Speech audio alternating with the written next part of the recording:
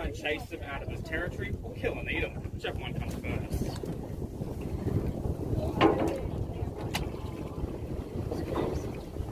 No snacks for you, There he though. is.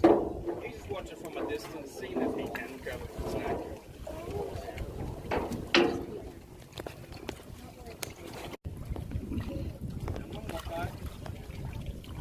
I know it may look like we are being because sounds like we're avoiding the food directly out of the mouth. But we do want them to do some exercise between the snack.